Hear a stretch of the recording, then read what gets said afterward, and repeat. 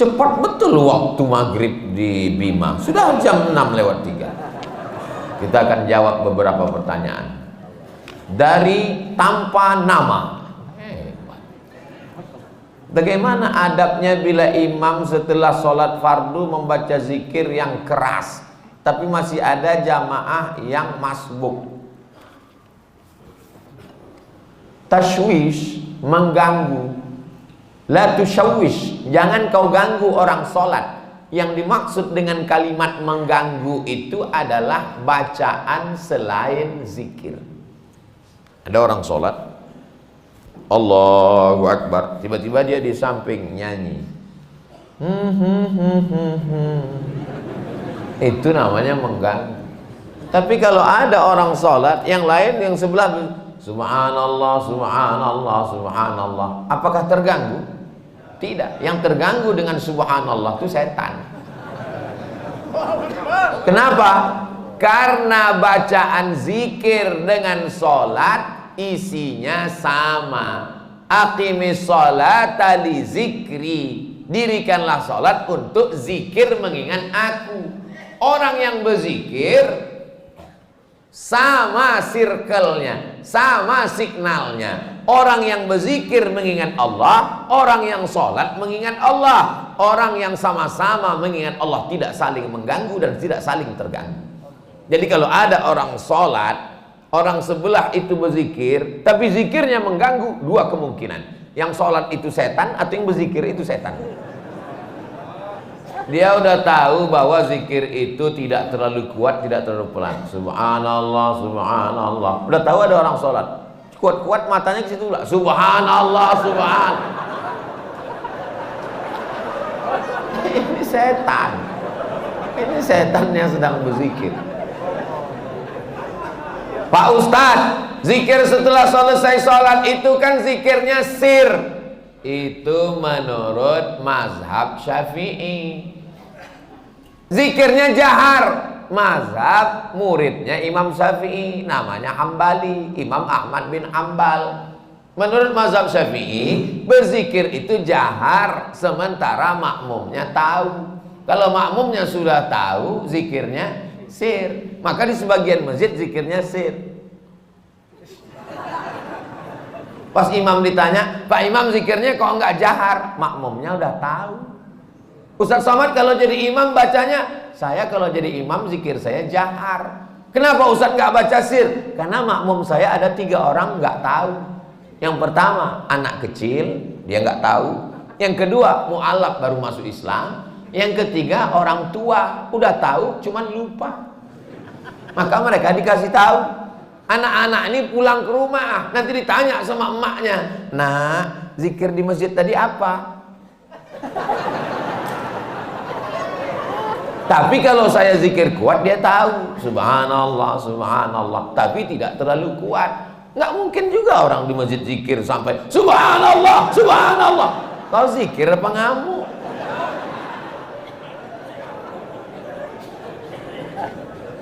Jadi yang paling bagus adalah khairul umuri awsatuha, sebaik-baik perkara pertengahan. La tajhar bi sholatika, jangan suaramu terlalu melambung.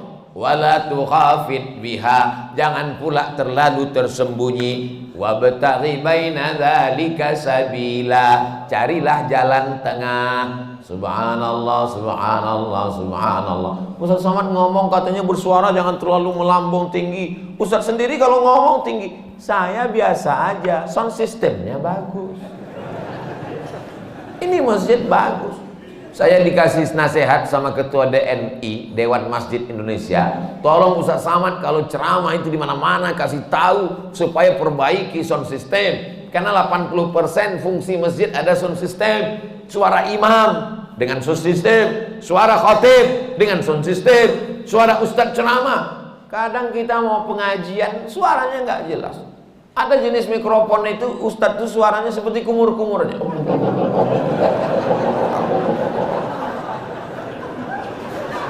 Tapi di masjid Darul Hamid, Baitul Hamid, bait rumah, Hamid rumah orang yang memuji Allah, rumah yang terpuji. Masya Allah, tenang, sound systemnya mantap, cuman agak panas saja dikit.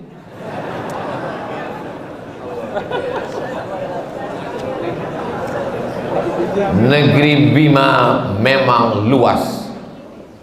Pergi memancing ke Pulau Buru. Mengapa terasa panas? Karena Ustadz pakai baju baru. Assalamualaikum. Waalaikumsalam warahmatullahi wabarakatuh. Salam kenal Pak Ustadz. Salam kenal juga. Saya dari Saudi arah Bima. Ada orang sholat 60 tahun, tidak ada satupun sholatnya yang diterima, karena mereka tidak meluruskan ruku dan sujud. Ruku dan sujud yang bagaimana yang benar itu Pak Ustadz Somad? Irji ila salatika fa innaka lam tusalli. Ulangi salatmu karena salatmu tidak sah. Sahabat itu pun mengulangi salatnya. Irji ila salatika fa innaka lam tusalli. Ulangi salatmu karena salatmu tidak sah. Sahabat itu pun mengulangi salatnya. Irji ila salatika fa innaka lam tusalli. Ulangi salatmu karena salatmu tidak sah. Dia pun mengulangi salatnya. 3 kali dia ulang.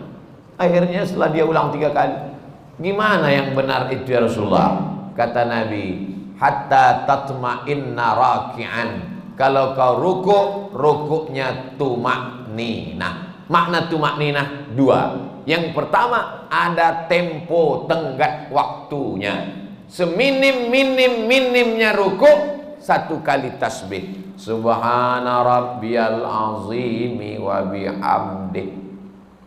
Walaupun 1, tapi dibaca itu ada tumakninahnya. Subhana rabbiyal azimi wa bihamdih. Kenapa orang sholat nggak ada tumakninahnya? Seperti pohon bambu di tepi sungai ditiup angin, karena nggak dibaca di mulut. Allah Akbar, Allah Akbar, Allah Akbar, Allah Akbar, Allah Akbar, Allah Akbar. Pas ditanya, kenapa kau sholat cepat betul? Maaf, nama saya Valentino Rossi, pembalap, pemuda berbadan gelap.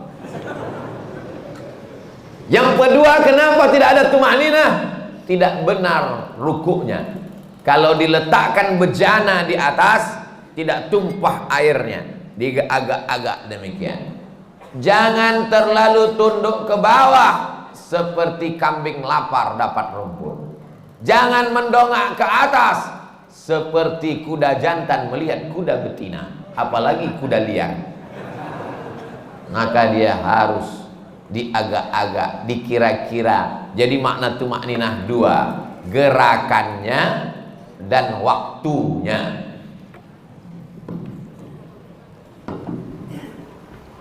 Allahu Akbar. Subhana rabbiyal azimi wa bihamdi. Subhana rabbiyal azim. Tidak terlalu menunduk ke bawah, tidak terlalu mendongak. Jangan rukuknya mendongak. Lalu kemudian sujud hatta tatma'inna sajidan. Kalau engkau sujud, sujudnya juga tumaknina. Ujung kaki 2, ujung lutut 2, tapak tangan 2, kening 1. Nggak ada orang keningnya 2. Menempel ke bawah. Ini kening. Apakah hidung juga wajib disentuhkan? Kening ke lantai wajib. Hidung mustahab, dianjurkan. Yang paling bagus hidung. Cuman beda kita dengan orang Arab. Orang Arab tuh nggak terlalu terpaksa, kena dia. Kita memang agak kita paksakan dia. Mohon maaf, yang besek jangan tersinggung. Ini saya cerita tentang saya nih maksudnya. Jadi masalah hidung kena itu mustahab, dianjurkan. Bagaimana kalau orang pakai peci sampai keningnya tertutup? Ada orang pakai peci gitu. Makanya sebagian orang kadang kalau mau sholat dinaikkannya ke atas, supaya menempel ke bawah.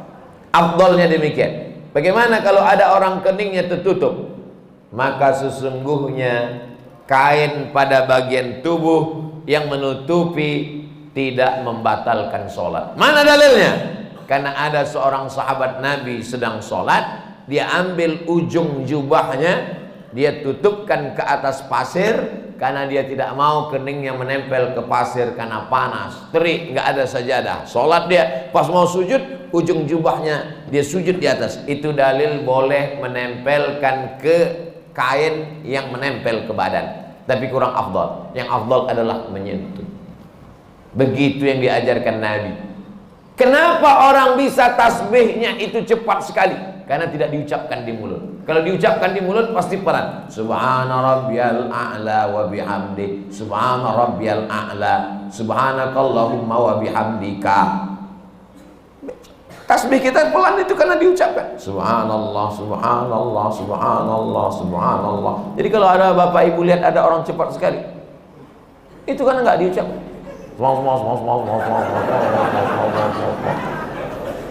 Nggak diucapkan. Bahkan kata Syekh Ali Jum'ah, itu pakai nafas membantu lebih khusyuk. Diucapkan walaupun sholat zuhur dan asar.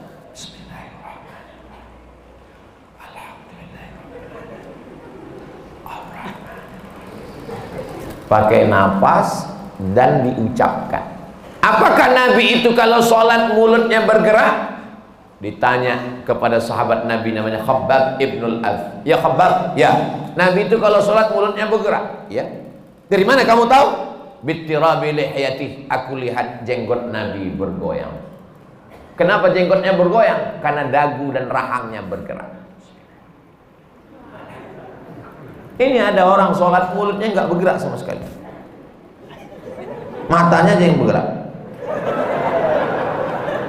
Sholat apa ini?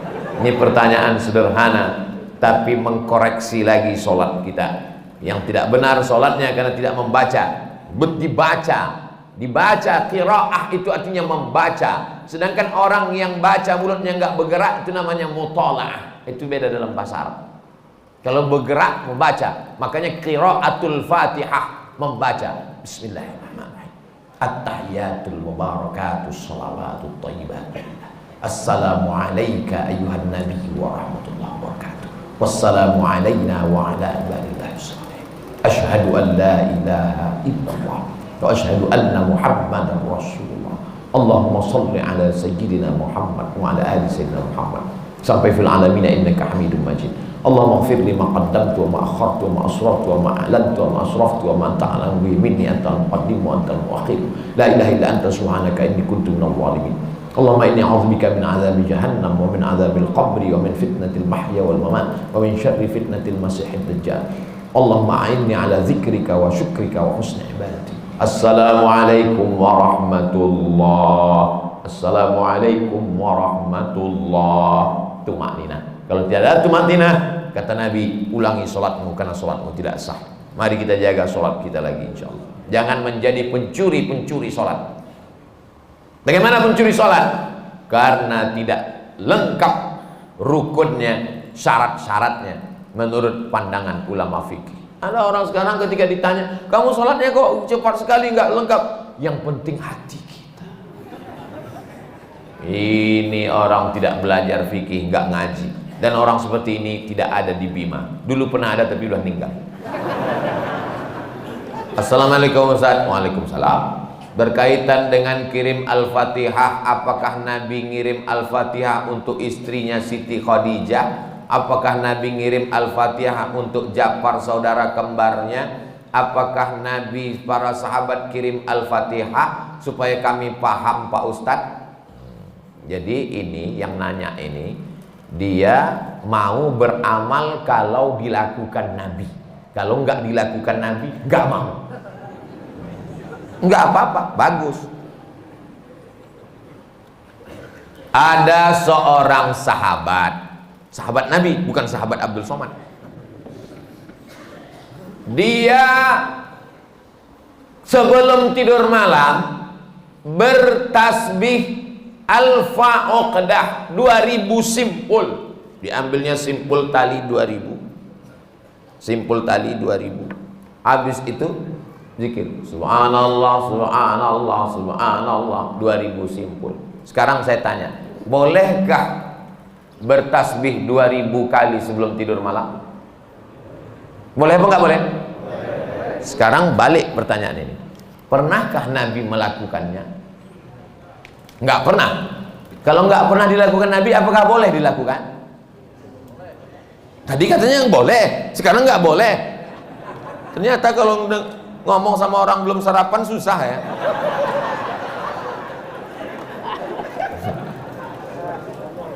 Oke, contoh kasus yang kedua. Ada seorang imam mazhab. Tadi yang bertasbih 2000 kali sebelum tidur itu sahabat Nabi, namanya Abu Hurairah. Sahabat Nabi. Di mana bisa dibaca biografinya? Dalam kitab Syiar A'lam An-Nubala. Siapa yang nulis? Imam Az-Zahabi, Imam Ahlus Sunnah wal Jamaah. Contoh yang kedua.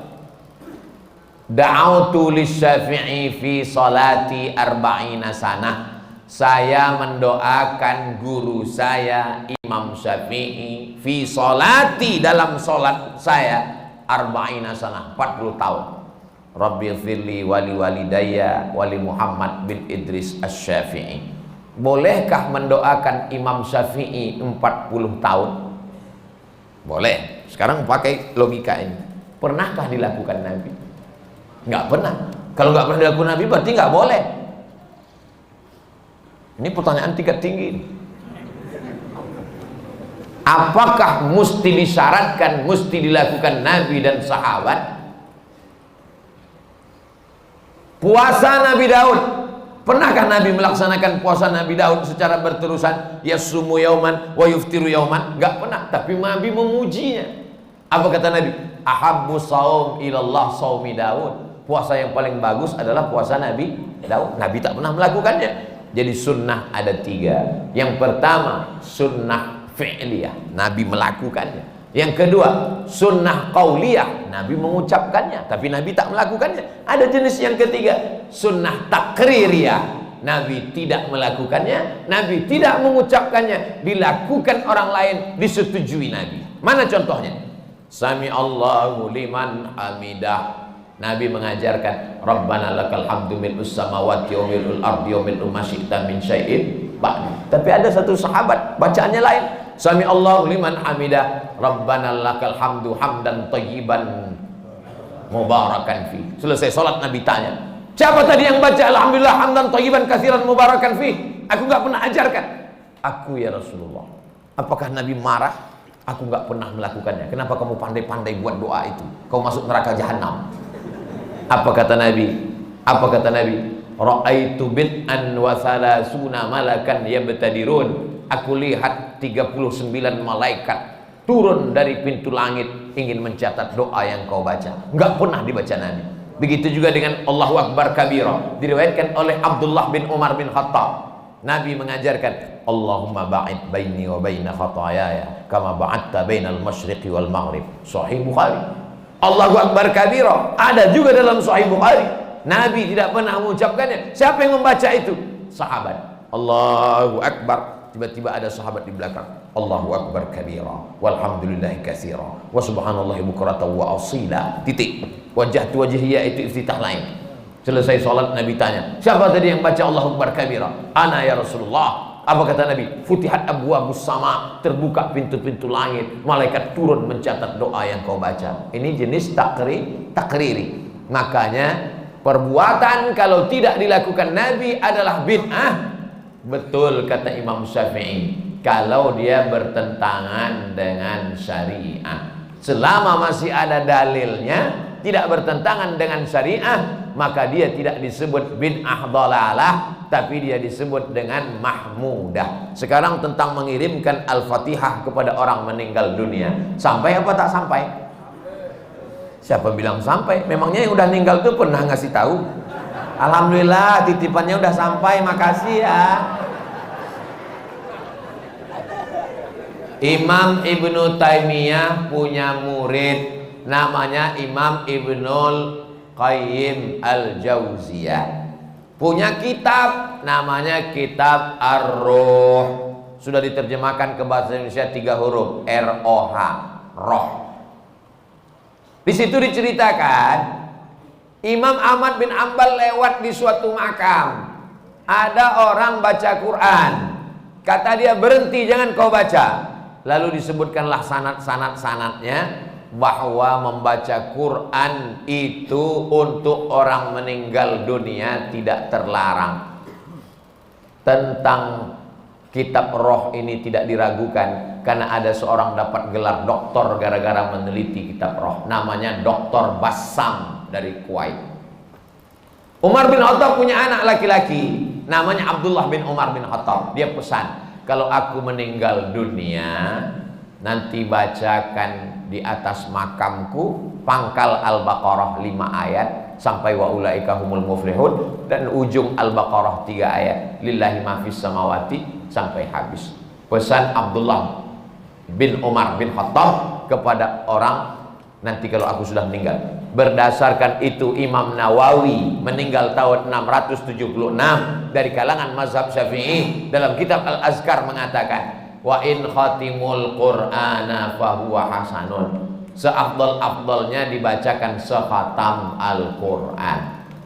Kalau tidak sanggup sekhatam Al-Qur'an, likulli syai'in qalbun, segala sesuatu punya hati, wa qalbul Qur'an Yasin, hatinya Al-Qur'an adalah Yasin. Enggak sanggup juga Ummul Quran Al-Fatihah.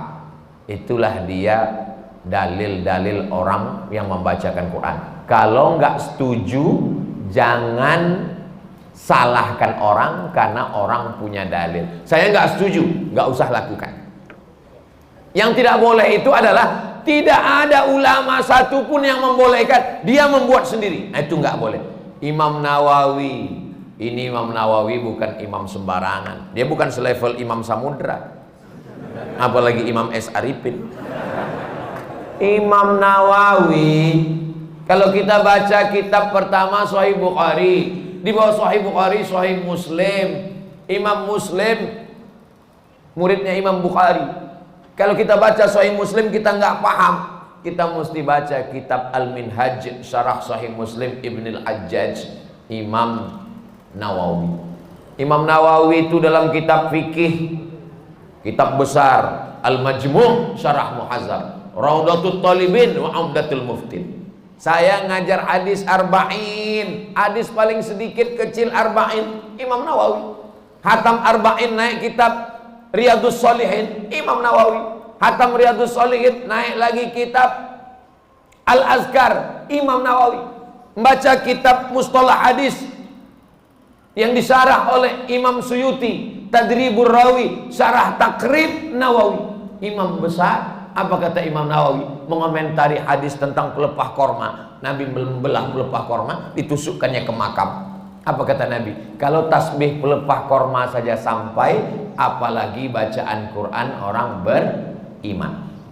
Nah, jadi pertanyaan ini memang simple, tapi ini ingin menggali dan menguji isi kepala Abdul Somad. Enggak apa-apa. Kalau nggak setuju, nggak usah lakukan, tapi jangan salahkan, karena nanti takutnya di akhirat ketemu dengan Imam Nawawi malu. Banyak yang meremehkan merapatkan shop. Mohon pencerahannya Pak Ustadz. Man qata'a shaffan qata'ahullah. Siapa yang memutuskan shop, maka Allah memutuskan hubungan dengan dia. 2. Sawwus sufuf, luruskan shop. Fa inna taswiyatas sufuf min tamamis shalah. Sempurnanya salat karena sempurnanya shop. 3. Fa inna taswiyatas sufuf min iqamatis shalah. Sempurnanya shop, tegaknya salat. Berarti kalau shop tidak lurus, tidak tegak salat. Yang keempat, la takhtalifu fakhtalafat qulubukum. Jangan sampai shop kamu bengkok karena hati kamu menjadi bengkok. Yang kelima, kalau ada celah, saddul furaj, tutup celah. Saddul halal, tutup celah. Celah kaki, tutup. Kaki rapat dengan kaki, bahu rapat dengan bahu. Bahu rapat dengan bahu nggak masalah. Bahu saya dengan bahu bapak karena ada lapis, apalagi baju baru ini nggak terlalu terasa. Yang agak masalah dikit kalau kaki rapat dengan kaki, karena nggak semua orang nyaman. Saya kalau ada orang merapatkan kakinya dengan kaki saya nggak apa-apa, karena saya orangnya nggak terlalu sensitif. Tapi ada orang yang kulitnya tipis. Dia kalau kakinya kena, dia seperti kena kecoa. Jadi kalau teman di sebelah kita itu kita rapatkan kaki, dia geser, jangan rapatkan lagi. Karena kalau kita geser nanti dia geser lagi, dia geser lagi. Imam udah mau waladhdallin, kita masih ngurus kaki. Khawatirnya dia baru tobat kemarin. Begitu kita geser 2 kali, dipijaknya langsung. Nah, akhirnya orang kelahi dalam masjid. Jadi pandai-pandai merasakan perasaan orang lain. Nah, ini nampaknya sepele, tapi bisa jadi masalah. Kalau kita sesama orang di masjid kelahi, yang ketawa orang yang nggak sholat. Untung aku nggak sholat.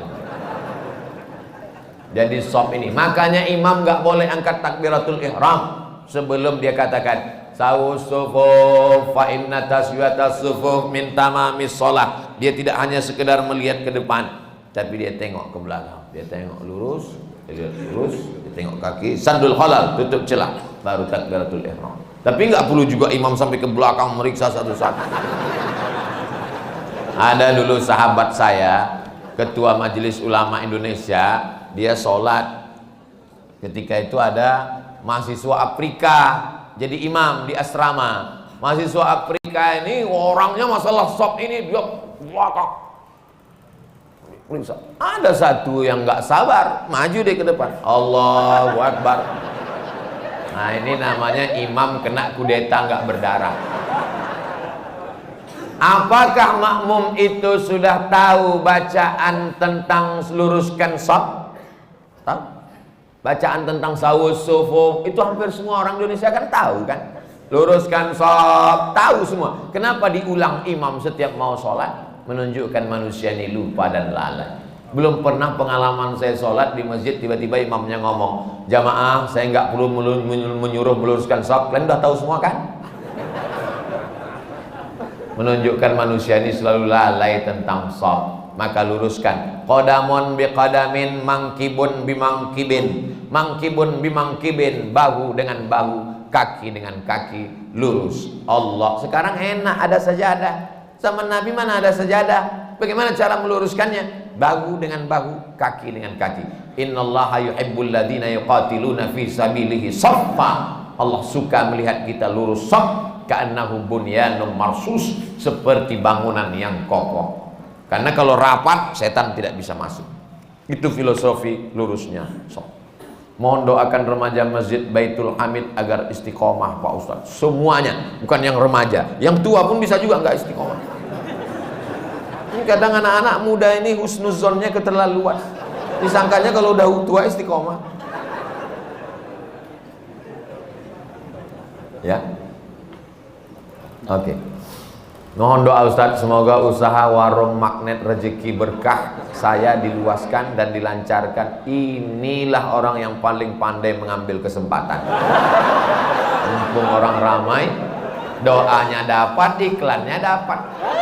Mantap, nanti videonya dipotong, diupload ke Instagram. Rezekinya tapi untuk bukan pribadi, membantu umat dan membantu pembangunan masjid kampung saya. Allahu Akbar. Mudah-mudahan adik-adik anak muda punya channel YouTube.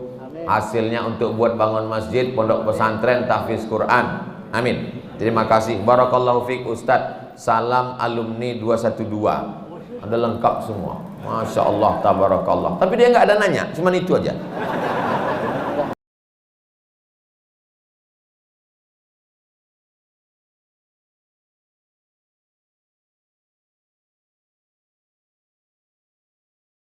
Saya bertanya, saya kan tinggal di masjid, jadi Ustaz sering saya didapati jam orang sholat di tempat saya tertinggal. Kadang bukan jam yang mendapat jamaah. Jadi jamaah tersebut memberikannya kepada saya karena saya tinggal di situ. Bagaimana itu Pak Ustaz? Buat pengumuman kehilangan, pernah saya buat nggak ada respon. Sekarang di kamar saya ada 2 jam orang tertinggal. Misalnya saya mau pakai, gimana hukumnya Pak Ustaz? Ini namanya luqatah. Luqatah, barang temuan itu menjadi milik engkau wahai adinda kalau sudah setahun tak ada pemiliknya. Setahun tak ada pemiliknya, catat tanggalnya. Setahun tak ada pemiliknya, maka punya engkau. Berdoalah, pokoknya selama setahun itu berdoa supaya tak datang pemilik. Kalau dalam setahun itu ada pemiliknya, apa boleh buat? Belum rezeki. Mudah-mudahan ada yang kehilangan lagi. Kenapa sebagian orang tak mau baca Sayyidina dalam salawat Nabi? Apa alasannya? Alasannya karena katanya menambah-nambah. Allahumma salli ala Sayyidina. Yang tambah-tambah. Nabi tak pernah menyebut. Nabi sendiri menyebut, ana sayyidu waladi Adam. Hadis sahih. Ana sayyidu waladi Adam. Aku pemimpin anak cucu Adam. Maka saya pun menyebut, Allahumma salli ala sayyidina Muhammad. Allahumma salli wa sallim alaih. Tapi saya tak ekstrim. Yang mau pakai sayyidina silakan. Yang tak mau pakai sayyidina tak apa-apa. Tapi saya pakai sayyidina jangan salahkan. Dalam solat tak membaca bismillah, dalam baca al-fatihah, apa solatnya sah? Tentang baca basmalah dalam fatihah hukumnya 3. Mazhab Syafi'i pakai bismillah jahar. Bismillahirrahmanirrahim.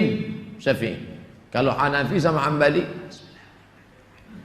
Alhamdulillahi Rabbil Alamin Ar-Rahmanir-Rahim. Itu Hanafi sama Hambali. Kalau Maliki tak pakai bismillah sama sekali. Allahu Akbar. Alhamdulillahi Rabbil Alamin. Itu Maliki. Tak ada yang salah. Yang jadi salah di mana?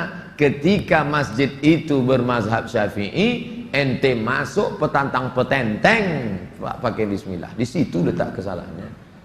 Makanya ketika Syekh Abdurrahman Sudes, Imam Masjidil Haram ke Istiqlal, dia pakai bismillah. Terkejut-kejut orang Jakarta. Pakai bismillah dia. Dia tahu Dr. Abdurrahman Sudes dari Ummul Qura. Sebutkan, jelaskan ciri-ciri Khawarij. Apakah membid'ahkan amaliyah orang lain merasa diri paling benar merupakan ciri-ciri Khawarij? Yang memancing saya ngajak-ngajak mau mengkhawarijkan Salafi. Nanti setelah saya khawarijkan Salafi, direkam, diupload, habis itu habislah saya diserang Salafi. Baca aja lah buku saya itu baik-baik. Capek saya dah kelai-kelai itu. Apakah Hajar Aswad sudah ada sejak Nabi Ibrahim? Hajar Aswad itu adalah salah satu barang pernak-pernik surga yang ada di bumi. Hadisnya sahih bahwa batu Hajar Aswad itu dulu putih, lalu karena banyak dipegang orang berdosa maka berubah menjadi hitam. Itu bukan pendapat ulama, hadisnya sahih tentang Hajar Aswad. Dibawa Nabi Adam rindu dengan surga, maka diturunkan Allah. Jadi bukan Adam. Ada pula saya dengar orang ceramah, waktu Nabi Adam mau turun ke surga, dia ada mau bawa, diambilnya batu, dikepitnya di ketiaknya. Bukan begitu. Adam sudah turun, lalu rindu ke surga, dibawa Jibril. Kata Jibril, ini oleh-oleh dari surga. Itulah Hajar Aswad. Aslinya putih, tapi karena dipegang oleh orang-orang berdosa, menempel dosanya itu di batu itu menjadi hitam. Bukan yang bulat itu Hajar Aswad. Ada butir-butir kecil-kecil hitam-hitam dia. Tengok dari dekat. Itulah Hajar Aswad, ditempelkan ke dalam batu. Baru dibalut dengan cangkang yang terbuat dari besi. Nah, itu yang dicium. Batu kecil-kecil dalam. Yang besar itu batu biasa, ditempelkan ke dalam batu biasa. Hajar Aswad. Kalau istri tadi putih kemerahan, panggil dia Humaira. Kalau hitam ya Hajar Aswad. Jangan marah dia.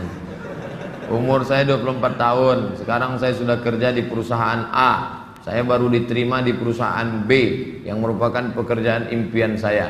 Tapi jika saya mengambil pekerjaan di perusahaan B, saya tak boleh menikah selama setahun. Sedangkan calon saya tak mau menunggu karena orang tuanya sudah tak bisa menunggu. Menurut Ustadz gimana itu? Karena di satu sisi saya ingin bekerja di perusahaan B karena gajinya lebih besar dan itu pekerjaan impian saya. Tapi penempatannya di luar kota. Jika jadi menikah kami bakal LDR. Tolong Pak Ustadz, ini tak ada masalah fikih. Ini masalah perasaan. Saya hanya bisa menjawab masalah-masalah fikih. Adapun masalah perasaan,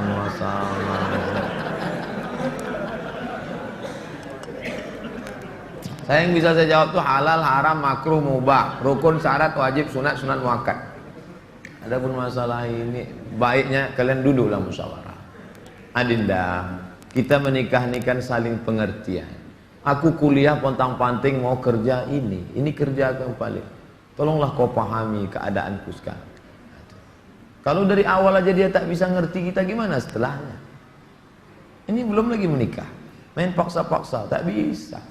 Ini dua makhluk yang berbeda. Walaupun sama-sama mau makan telur ayam, yang satu mata sapi, yang satu dadar, bisa berkelahi.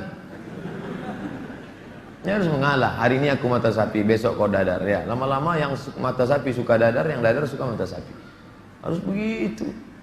Nah, kan keperasaan juga ujung. Berapa menit setelah berbuka baru azan Pak Ustaz? Waktu azan itulah berbuka. Tengok definisi puasa. Imsakun nafsi, menahan diri, anil mahzurati, dari semua yang membatalkan puasa, min tulu'il fajri, dari terbit fajar. Terbit fajar itu azan subuh, ila ghurubis syamsi, tenggelam matahari, syafaq ahmar, azan maghrib. Hanya saja bagi muazin minum dia dulu. Muazin itu dianjurkan minum dia. Zahabadh dhama'u wa batallatil uruq wa thabatal ajru, baru dia azan. Allahu akbar, Allahu akbar. Nah, itu dah minum tuh. Kalau yang belum minum, Allah, belum minum. Apakah boleh kita makan setelah selesai, setelah Isya masuk? Yang penting batalkan dulu puasanya dengan minum kah, makan buah kah. Jangan makan es, karena usus itu kering. Knalpot yang kering panas disiramkan air es, mengelupas cat-catnya. Begitulah usus kita itu rusak. Maka yang paling bagus orang Mesir, korma kering, bukan korma yang basah, korma kering, pecah-pecah, buang bijinya, masukkan ke dalam, siram pakai air panas. Agak-agak 2 jam menjelang berbuka. Nanti menyatu dia, diminum. Itu yang paling bagus. Minum kesukaan Nabi, air korma. Minum air korma. Bagus, manis ya. Maka usus kita awet. Apakah batal puasa mencicipi gulai untuk merasakan garamnya? Mazhab Hambali mengatakan tak batal, karena dia tak masuk ke rongga, tak masuk ke dalam, hanya di ujung lidah. Di ujung lidah ini ada perasa. Jadi teteskan. Maka tak batal, karena tak masuk. Habis dirasanya gini, habis itu diludahkannya boleh. Tak masuk ke sini, tak masuk. Mazhab Hambali, tapi saya tak mengamalkan. Saya tidak mengamalkan. Ini saya jawab, mana tahu nanti ada ustadz. Saya bilang tak boleh. Tiba-tiba ada ustadz mengatakan, oh tak tahu Ustadz Somad. Saya tahu, tapi saya tak amalkan. Kenapa? Membuka pintu celah. Saya tak menyalahkan Imam Hambali. Orang sekarang imannya tak macam Hambali. Asik mencicip aja dari pagi. Cicip. Ustadz gimana cara menghafal Quran? Kami dulu aturan di Al-Azhar tidak pakai SKS, kuliah tak SKS, setahun dipaket 14 mata kuliah, 2 juz Al-Quran, tidak pakai SKS, tahun 1, tahun 2, tahun 3, tahun 4, 14, 2 juz. Jadi cara kami sebelum subuh dihafal dulu. Satu halaman, sebelum subuh hafal 1 halaman. Nanti ke masjid, qabliyah subuh baru diulang waktu baca tahiyatul masjid, itu dibaca. Maka lama sholatnya karena mengulang. Setengah, 1 rakaat setengah diulang. Tahiyatul masjid, qabliyah subuh, duha, qabliyah zuhur, ba'diyah zuhur, dalam sholat zuhur, qabliyah asar. Nanti asar distorkan ke syekh. Biasanya di tiang-tiang syekh nunggu ngapal. Tapi yang mau menghafal ngantri panjang, nyetorkan hafalan. Tradisi itu tak ada di Pekanbaru. Kalau di Mesir menyetorkan hafalan, ngantri menjelang asar sampai maghrib, menyetorkan hafalan setengah juz. 1 hari, 2 hari. Jadi 20 hari hafal 1 juz. 20 hari. Nah, baru waktu yang lain dipakai untuk menghafal. Ujian tak boleh bawa buku, masuk ke dalam hanya pena saja, bawa kertas tak boleh. Kalau ketahuan mencontek, ditangkap, bisa dicabut, deportasi. Jadi kalau sudah deportasi, putus beasiswa, pulang tak dapat tiket, diusir dari asrama, malu. Karena dulu sebelum berangkat udah kenduri motong kambing. Jadi tekanannya tinggi. Jadi ketika saya pulang, saya terapkan sistem itu, tak boleh nyontek. Semuanya menyontek.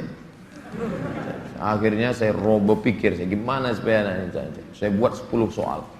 Buat 10 soal, bagi. Boleh nyontek Pak? Silakan. Oh kok lain soalnya? Baru tahu dia. Saya masih muda Ustadz, ya kelihatan dari tulisannya. Saya menyukai seorang akhwat. Alhamdulillah.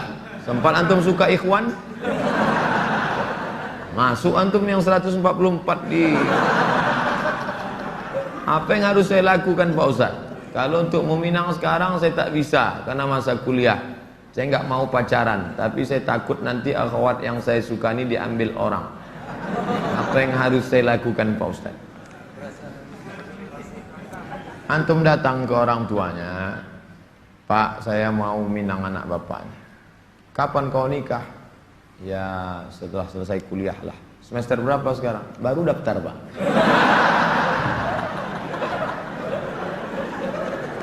Itu rasa-rasa biasa saja itu adik-adik sekalian. Nanti setelah sekalian kuliah banyak yang lebih cantik, lebih mantap dari itu. Anggap ingin lalu aja. Tak ada. Nanti setelah kalian selesai banyak yang lebih hebat lagi daripada itu. Maka tundukkan pandangan. Yang gadis-gadis bagus pakai cadar supaya tak nampak laki-laki wajah. Ustadz di mana di Pekanbaru ini tempat belajar tahsin ngaji? Ustadz Hardi LC. Datang ke Tafakuh. Banyak kajian. Jamnya ada. Datang ke kantor Tafakuh depan gedung guru. Dari sini sebelum Purna MTQ gedung guru sebelah kanan ada perkantoran Sudirman. Di depannya ada karaoke Rosa. Tapi jangan antum masuk ke situ. Kanan karaoke, yang kirinya Tafakuh. Dr. Mustafa Omar. Tanya, ada Ustadz Hardi? Nah, daftar tahsin dengan Ustadz Hardi. Ustadz Nabi Muhammad tak pernah cukup puasa sebulan pada bulan Sya'ban. Bagaimana kalau puasa bulan Rajab? Tak pernah, tidak pernah cukup puasa. Pernah Nabi. Bulan Sya'ban pernah Nabi sebulan. Karena Rasulullah SAW yasumu Sya'ban kullah. Kata ulama mana kullahu, pernah dia sebulan. Tapi tidak tiap tahun. Pernah, tapi tidak tiap tahun. Bagaimana dengan Rajab? Rajab bagus. Mana dalil puasa Rajab? Wa minal hurumi fasum. Berpuasalah engkau di bulan-bulan haram. Bulan haram itu Zulqa'dah, Zulhijjah, Muharram, Rajab. Dalilnya umum. Ustadz gimana biar istiqomah sholat di masjid? Begitu sedengar azan langsung bangkit. Karena waktu azan berkumandang setan lari tunggang langgang. Wa alaiha duratun sampai terkentut-kentut. Begitu terdengar azan, Allahu Akbar, Allahu Akbar, bangkit langsung berangkat. Jangan antum santai nanti aja lah nunggu iqamat. Oh enggak, langsung berangkat, langsung ke masjid. Intizarus shalah ba'da shalah, menunggu salat. Paksa-paksakan sampai dia mendarah daging sehingga kalau tak salat meleleh air mata antum. Itu baru terasa manisnya salat jamaah. Apa saja penyebab rezeki dihambat Ustaz? Kami sudah kerja potong panting tapi hasilnya selalu kurang, malah hutang tambah banyak. Banyak berdoa kata Nabi pada orang yang dililit utang, Allahumma inni a'udzubika minal hammi wal hazan wal ajzi wal kasal wal jubni wal bukhul wa dhala'id daini wa ghalabatir rijal. Berusaha. Kalau engkau belum diberi Allah husnuzan pada Allah, tak sulit bagi Allah menyehatkan Ayub, tak sulit bagi Allah menyelamatkan Yusuf, tak sulit bagi Allah membuat Ibrahim punya anak Ishak, tak sulit bagi Allah menolong Muhammad SAW. Dia hanya ingin menengok engkau terus berusaha dan berdoa. Bagaimana hukumnya dalam perjalanan menuju kajian Ustadz? Kami melaksanakan sholat maghrib di jalan. Setelah selesai sholat kami tak berzikir dan langsung melanjutkan perjalanan. Bagaimana itu Pak Ustadz? Sambil naik kendaraan itu kalian berzikir. Subhanallah, subhanallah, subhanallah, subhanallah, subhanallah, subhanallah, subhanallah. Alhamdulillah, alhamdulillah, alhamdulillah. Tet, subhanallah. Alladzina yazkuruna Allah qiyaman, berzikir waktu tegak, wa qu'udan, waktu berjalan, waktu duduk, wa ala junubihim, waktu berbaring. Zikir tak boleh putus. Karena mau cepat takut terlambat. Assalamualaikum warahmatullahi wabarakatuh. Tetap ba'diyah rawatib. Habis itu berzikir. Tak ada halangan. Ustaz, bila kita mempunyai masa lalu yang suram, Apakah harus diungkapkan atau tidak pada calon suami istri? Dosa apabila tidak diungkapkan, tidak dikasih tahu. Ada keterus-terangan yang membuat hati orang luka. Tapi ada suatu yang antum sembunyikan bisa berefek hukum. Inishtarata saiban, inishtarata bikran. Kata Imam Ibn Taymiyah dalam kitab Majmu' Fatawa, dikutip oleh Imam Sayyid Sabiq dalam Fikih Sunnah. Yang punya teks Ibn Taymiyah, nama kitabnya Majmu' Fatawa. Dikutip oleh Sayyid Sabiq, dibuatnya dalam kitab Fikih Sunnah. Inishtarata bikran fapanat saiban falahul fasqu. Kalau seorang suami mensyaratkan istrinya mesti perawan, ternyata tidak perawan, maka dia punya hak fasakh, membatalkan pernikahan. Jadi kalau sekedar antum dulu pernah nonton karaoke, tak perlu antum ceritakan. Ditanyanya, kau solihah? Insya Allah bang. Masa lalumu, siapa yang tak pernah punya masa lalu? Emangnya kau suci? Tapi kalau sudah masalah implikasi hukum, antum mesti terus terang. Karena kalau antum bohong, maka dia punya hak fasakh. Nah, ini hati-hati. Setelah itu cerita, tapi bahaya juga nih kau cerita dia tak jadi, tak mau. Bukakannya ke yang lain, alamat. Pokoknya gawat lah itu dah. Bila wanita menolak menikah karena alasan menuntut ilmu yang disuruh orang tuanya, bagaimana menurut Pak Ustadz? Kenapa dia tak mau menikah? Ayahnya maksa dia harus selesai S3 baru nikah.